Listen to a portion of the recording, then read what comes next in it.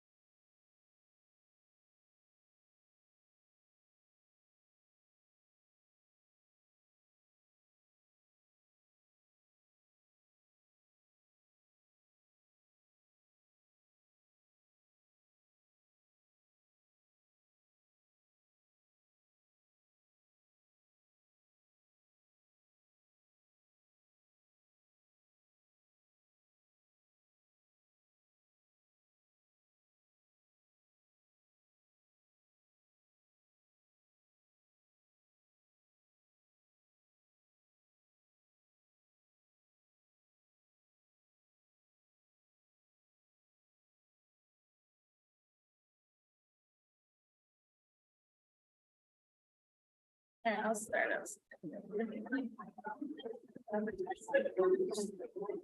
Good afternoon. Hey, Mark. Hi, everyone. Good afternoon.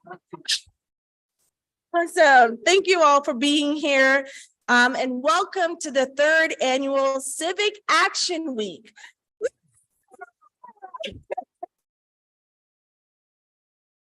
My name is Shanae Jeffrey, and I serve as the director for the Office of PitServes, the Student Civic Engagement arm of the Division of Student Affairs. I'm here today with my colleague, Dr. Jamie Dukar, the Executive Director for the Engaged Campus from the Office of Engagement and Community Affairs, our institutional partner for Civic Action Week. So I'm going to walk you through kind of how we came to be on this theme, and then my colleague, Dr. Jamie Dukar, will take it from there. So as our offices got together to plan this year's Civic Action Week, we reflected on a few things.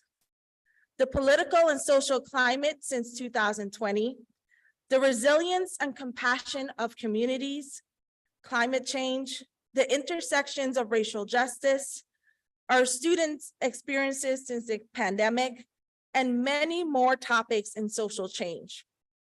It was in these reflective discussions that we realized the moments in between change and justice are also important. These are the moments where we create, sustain, and share joy.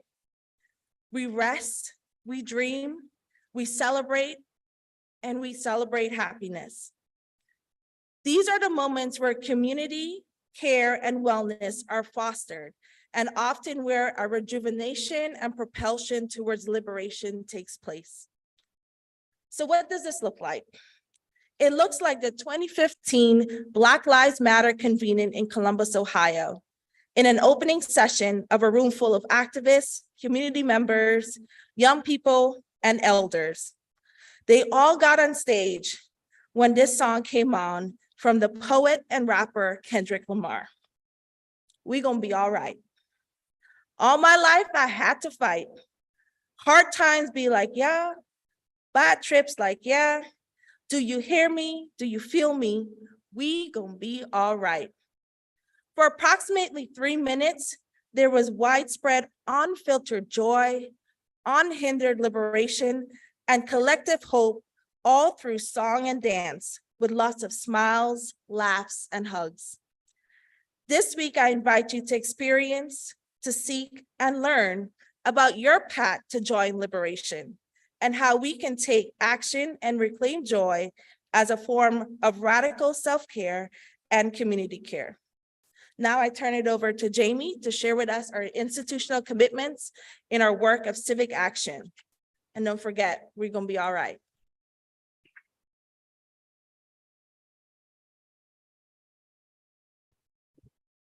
Hi, everyone. As Shanae mentioned, my name is Jamie Dukar. You don't have to refer to me as doctor every time, but I appreciate that. I serve as the Executive Director of the Engaged Campus in the Office of Engagement and Community Affairs. First, I wanted to spend a little bit of time again talking about our theme. As you can see, joy was a big part of what we wanted to have happen throughout the week, but we also wanted to speak about liberation. The definition of liberation I'd like to share with you all is freedom from limits on thought or behavior. This week, we are free as a campus community to redefine what it means to be a higher education institution that is of service to others. We're proud to be a close thought and implementation partner with the Office of PitServes. We have strategic alliances across all of their 3 programmatic lines of education, community development, and sustainability. Civic Action Week is a joint vision. Both of our teams are grateful for you to be here, and our shared theory of action centers the opportunity in the Pitt campus community coming together to share the missions of our amazing partners and the various communities that they care for daily. This week, we are all learners, action takers, and joyful servants to all of our spheres of influence. Next, I'd like to introduce you to our Associate Dean of Wellness, Dr. Dukar, to speak about the Year of Emotional Wellbeing, which was a major inspiration for our theme. Jay, you want to come join us?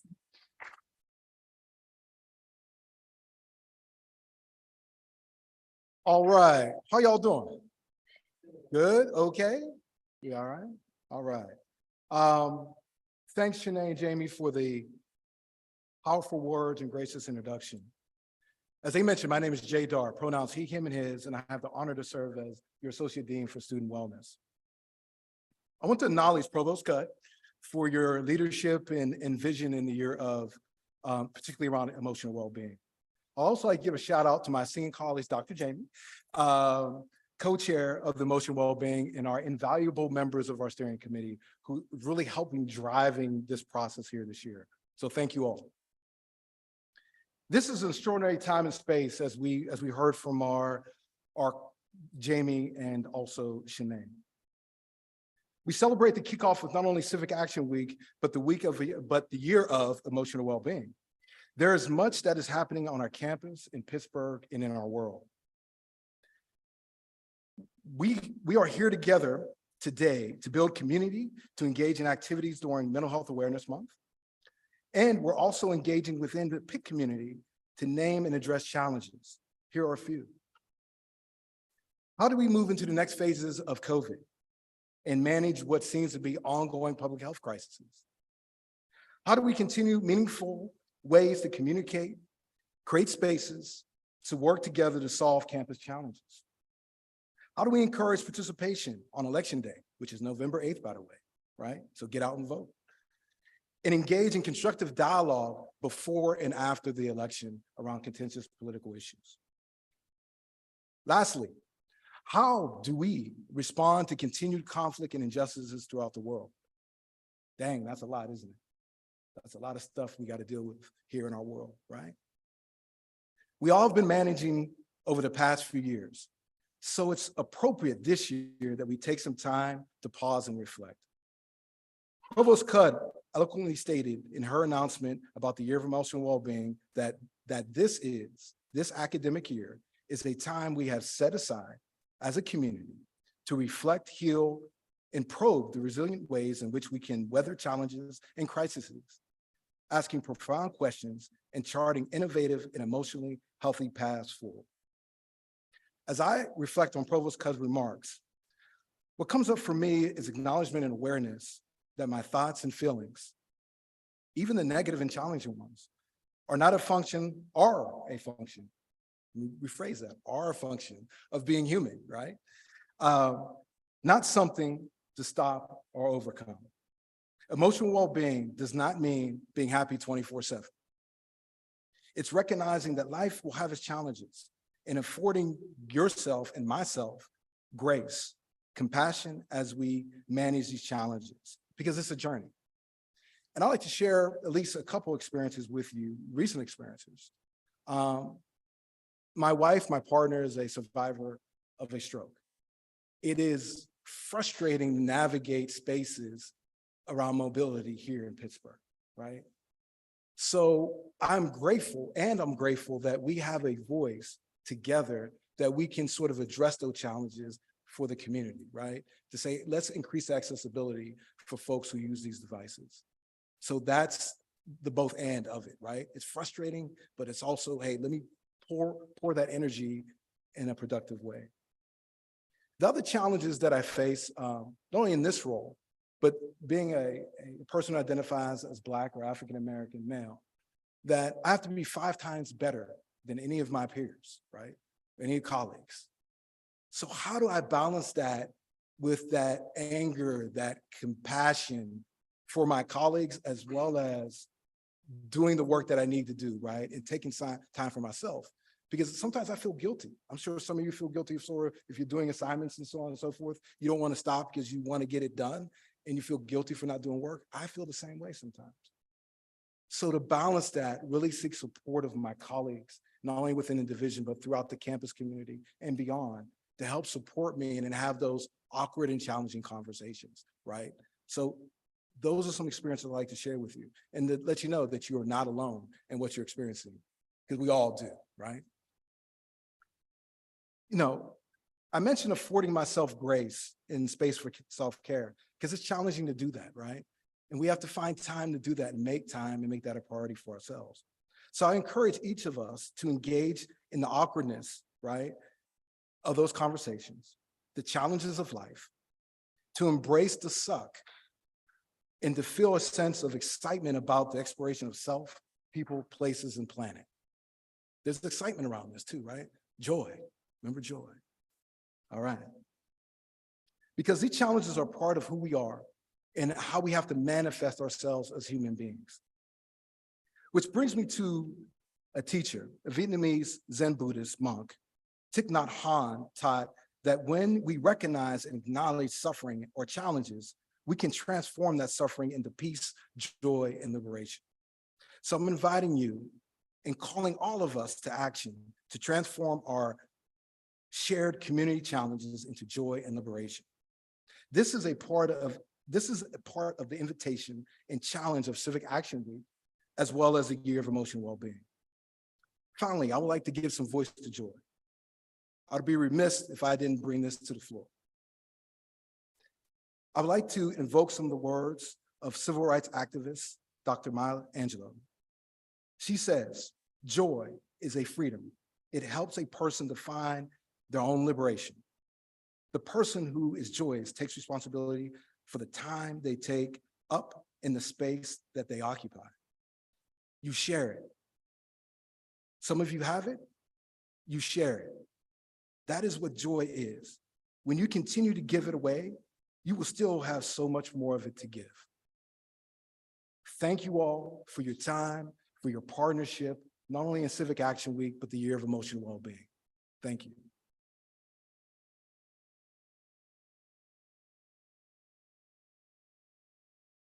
At this time, I'd like to invite Christy John Domenico to come up and to introduce our panel.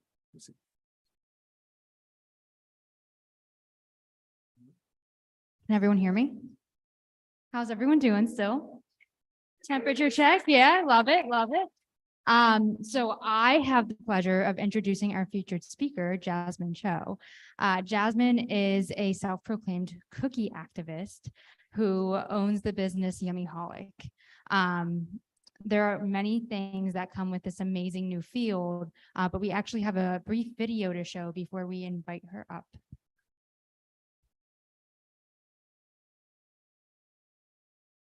Operates as an online bakery that specializes in custom cookies and cupcakes that taste as exquisite as they look.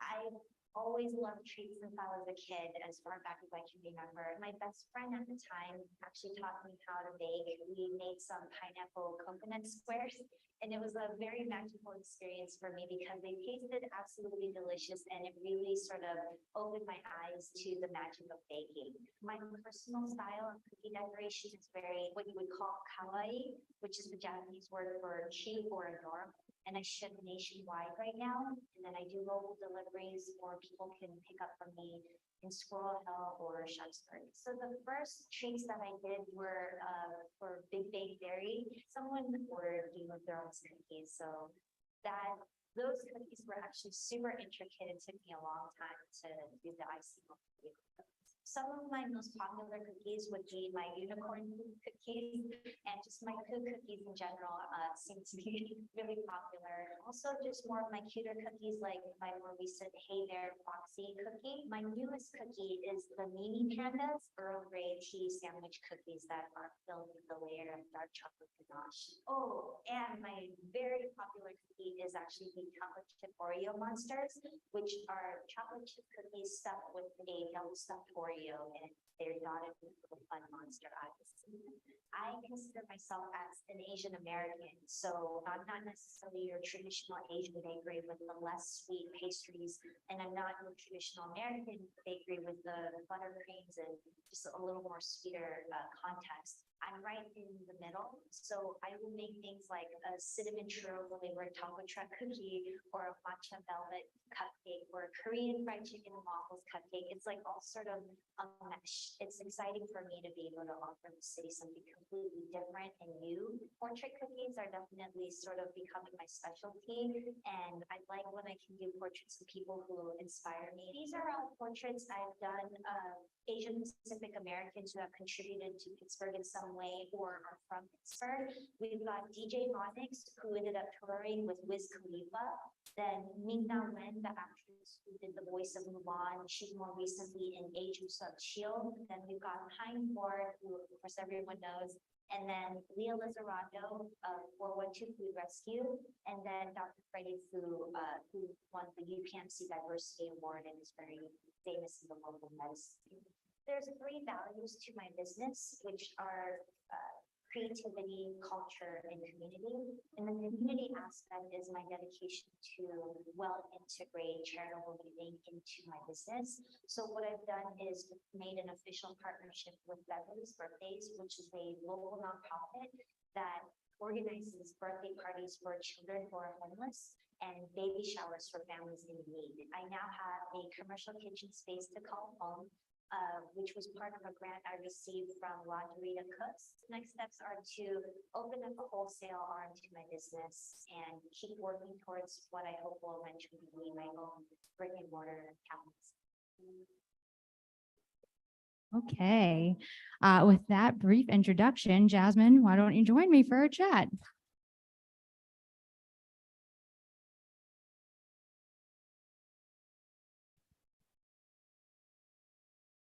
Hello. Okay, everyone can hear me. Wow, that video was like from 2016 or 17. So a lot's actually changed since then, but I could actually see how joyful I was and still am. But yeah, that was a fun trip down memory lane for me. Wonderful. Well, thank you so much for being here today. We're so excited to have this conversation. First, if you don't mind sharing a little bit about yourself and how Yummy Hola came to be. Yeah, so like I kind of in the clip, I go back to that memory of first learning the magic of baking with my best friend when she taught me what her mother taught her, and that was how to measure flour properly, where you do the spoon and like leveling off. I don't know if there are any other bakers in the room here, but she taught me how to make those pineapple coconut squares, and I just loved eating baked goods ever since I was a kid. So when she taught me how to do it on my own, I was like, wow, this is awesome, So ever since then, I had this, dream of opening up my own pastry cafe. I wouldn't act on it until much later in 2009. I had actually taken part of an AmeriCorps program called Public Allies Pittsburgh. And through that program, one of their values was to focus on assets. And in the context of that program, it was about community, where you try to focus on the existing assets within a community and amplify what's already there versus trying to go in and gentrify, basically. So I took that same concept and applied it to myself and basically sort of took inventory of what were the joys, what were the passions already existing within myself that I could amplify towards something that was important to me. And immediately the joy part was the baking, and that kind of like spurred Yummy Holic. But as was mentioned, what eventually happened were the portrait cookies, which I feel like my portrait cookies have evolved a lot and like refined themselves a lot since this point too from the video. But my pain point that I intersected with my joy point was growing up. I was born and raised in this country. I was born in Los Angeles, but growing up in this country, I never saw myself in curriculum. And when I saw myself in media, I felt very stereotyped and misrepresented. So taking that pain point and with people paying attention to my face cookies all of a sudden, I felt that it could become, it had the potential to become a platform where people would pay attention to faces that I wanted them to pay more attention to. And those became the faces of Asian Americans and Pacific Islanders who were historically excluded from curriculum. So that was really how my cookie activism had began. And like, there's so much going on right now. I feel like I could keep talking, but like, Yeah, why don't you share with us a little bit about how, once you developed that cookie activism, how that kind of changed your view of joy and liberation in your work? Yeah, I was thinking a lot. I don't know if everyone caught notice. There was a baby that was like giggling in the back there. And I was just like, yeah, joy is a response. And that amplifies when we see it in each other. And so I think the whole cookie activism, when it really blew up, is when I had the opportunity to share my work on the TEDx stage. And that ended up, getting shared not only nationally, but globally.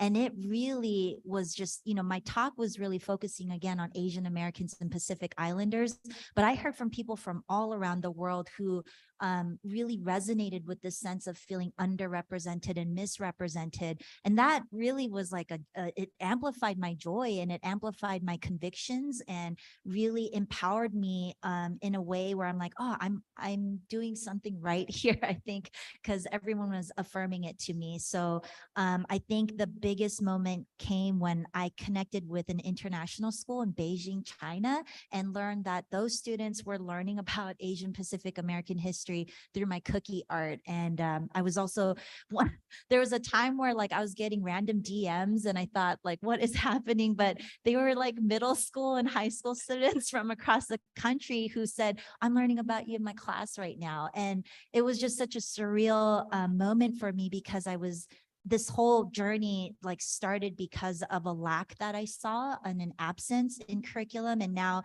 my cookies somehow inserted themselves into curriculum. So yeah, what's not to be happy about that? Like, it's great. Yeah.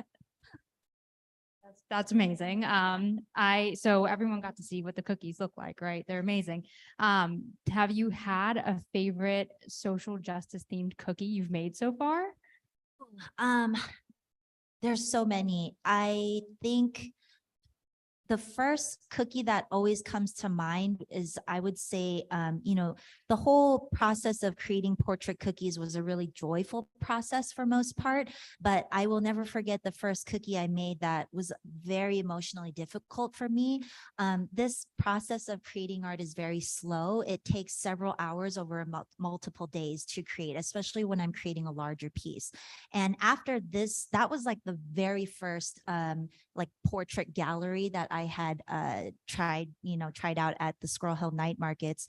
But then my next year, this was 2017, I decided to do framed works depicting activists of past and present. And I did one portrait of somebody, I just happened to find their photo online, and it was a protester who had a sign and it listed all the ways in which they identified. And it was really difficult for me. From what I can remember, all the lines were, I am an immigrant, I am Korean American, I am a rape survivor, and I am gay. And it's a lot of responsibility comes with this too. It's not just joy in the sense of being frivolous. It really is the sense of joy of being very deep and fueling what is important. And so I remember sitting with this piece of work. His name was Dumond. And it took me a lot of time. I had to take breaks from it because it was very emotionally heavy, just imagining his story. And it becomes like this really meditative process for me, because I'm really sitting with all this history that I wanted to be honored. And so I'm like trying to honor it in the sweetest way I know how, with sugar. So that is probably one of the more memorable ones. And I'll mention also one more, Betty Ong. How many people are familiar with Betty Ong? Oh, that breaks my heart. I was hoping that as every time I mentioned this over the years, that hands would go up more. But Betty Ong was actually a Chinese American flight attendant aboard American Airlines Flight 11, which crashed into the North Tower on September 11th. But it was her call that actually led to our nation's first shutdown of all domestic flights, potentially saving hundreds of other lives that were in danger that day. So I had done a cookie of her, and her family members ended up reaching out to me. So that was very meaningful yeah, to hear from her niece basically saying thank you. And I did see that Betty Ong's story was making it into news more around the anniversary of 9/11, but I'm sad to see that she's still not as well known, because you didn't hear about any people of color who were heroes during 9/11. So Betty Ong, please remember her. Thank you so much for sharing those pieces. And I think you bring up a really good point about the emotion you put into your work, right? And I think a lot of us here at Pitt and across Pittsburgh have similar experiences where sometimes it can feel a little like burnout, or it can feel very, different range of emotions, anger, sadness, etc. So how do you accept and use those emotions while still staying passionate to your work and still kind of returning day after day? Yeah, so that's what led me to my work today that I'm currently working on. Basically, I was facing burnout, running Yummyholic. I remember a moment where I was literally like crying while tying ribbons onto cookies because I was like just going on without any sleep. I was so tired. And so I was starting to question into myself. I was like, what is it that keeps bringing me back to this work? And I realized that it was just the simple act of creating these pieces of cookie art, being in the kitchen. That was what felt most rejuvenating to me. So this was maybe 2017 or so. And I remember thinking, oh, this is like really therapeutic. I wonder if there's such thing as bake therapy. I wonder if I could get certified as a bake therapist. And at that time, nothing that I found, really resonated except for the field of art therapy. So there is a field of art therapy, as well as it's called the expressive arts therapy, which utilizes more of drama, music, to provide diverse modalities of healing, which I really deeply believe that we need healing modalities that are as diverse as us, because we're the people who need it. So I decided to go back to school. I had never thought I would end up going to college or finishing college, but I ended up becoming a first-generation graduate at 35 years of age at Carlow University, finishing off my bachelor's in art therapy. And now I'm at Pratt Institute, which is based in Brooklyn, but I get to stay here in Pittsburgh. And yeah, I'm just studying art therapy with the intention to create and hopefully like advocate for something called bake therapy. And again, just so that there's more options for people, more access. So yeah. So the road can change, right? Like it's beautiful in that way. So we've talked a lot about joy and emotion. Can you share a little bit about how you see liberation in your work?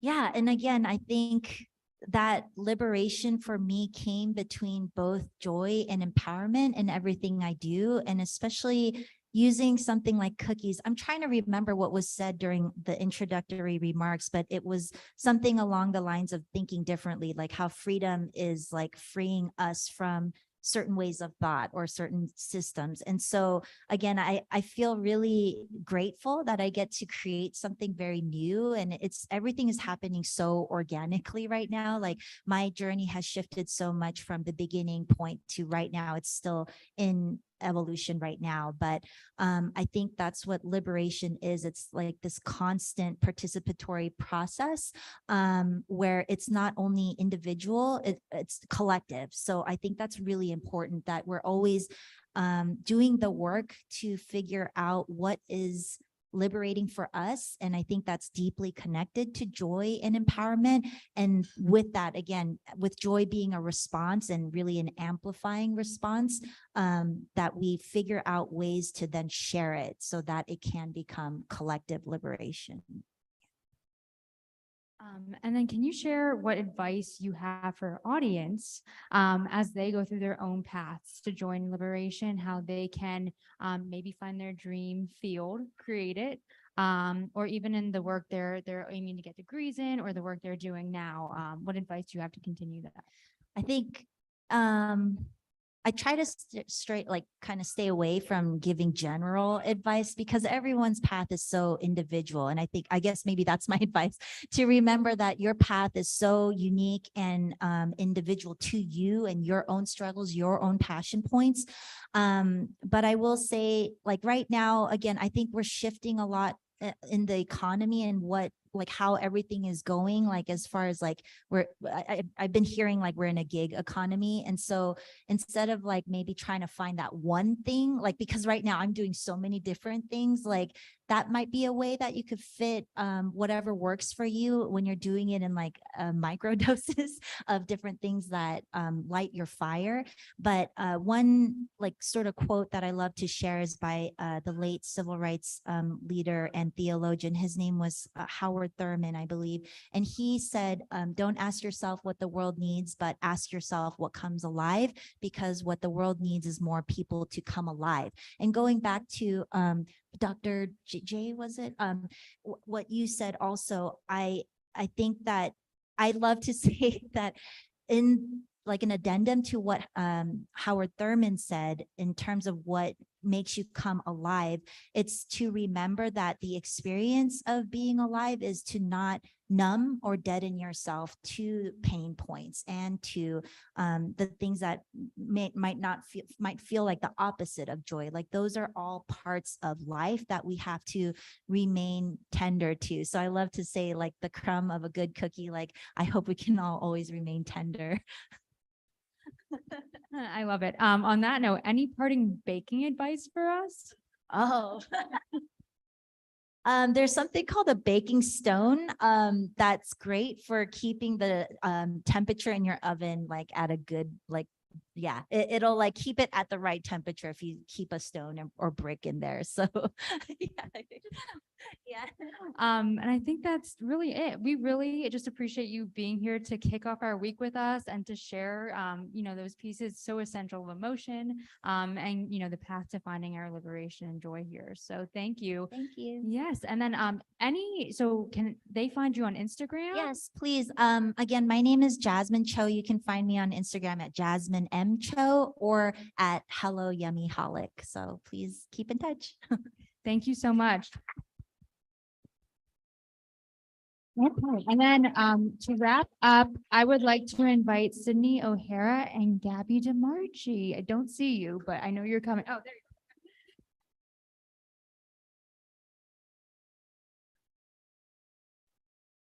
you go.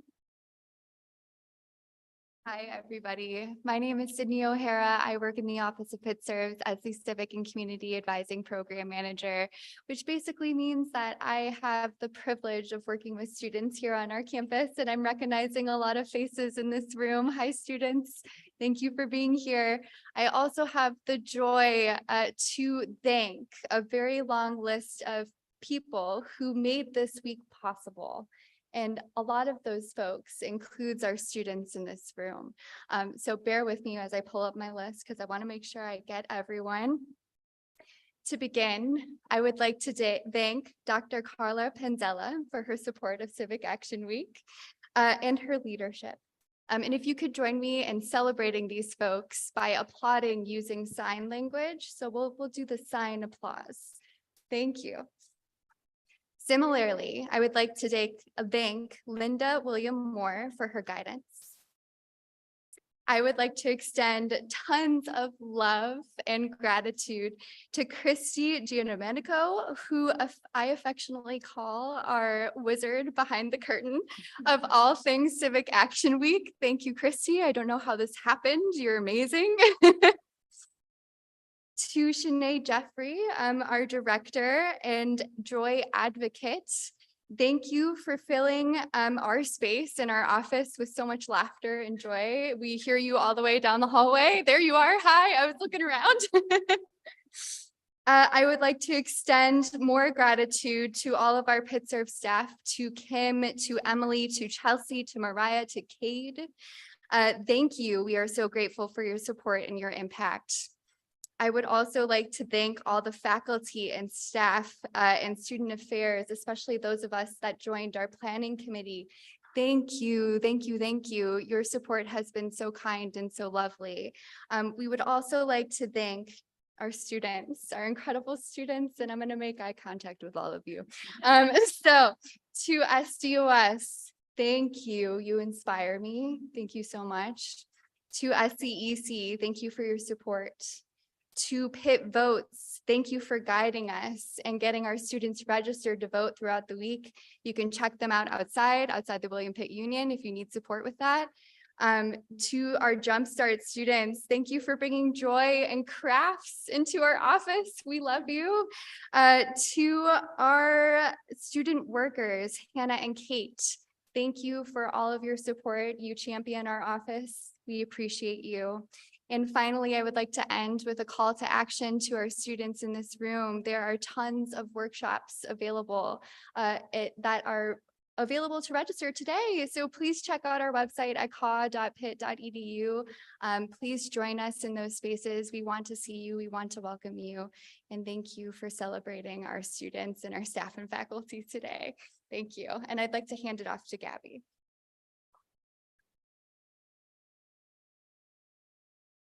Can you see me? I feel a little dwarfed by this, so I apologize. To reiterate what Sydney was saying, I'm here to just thank all of our internal and external partners. Sydney mentioned many of our internal, but many thanks to all of our external as well.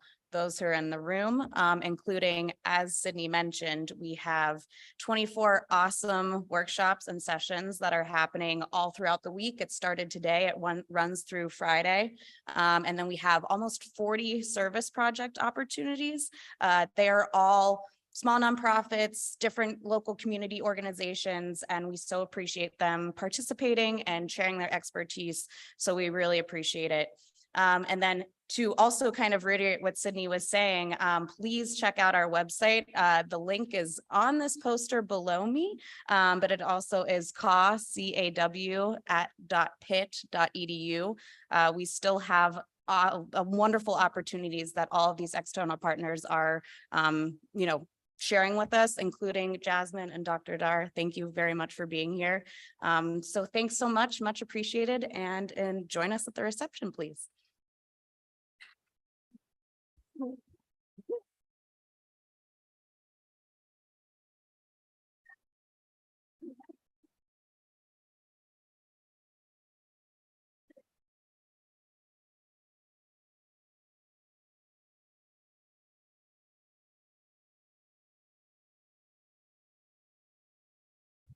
Hey, folks, we've forgot to mention we do have a selfie station in the back corner. Please take advantage of it. We are going to be using those photos and putting them to good use.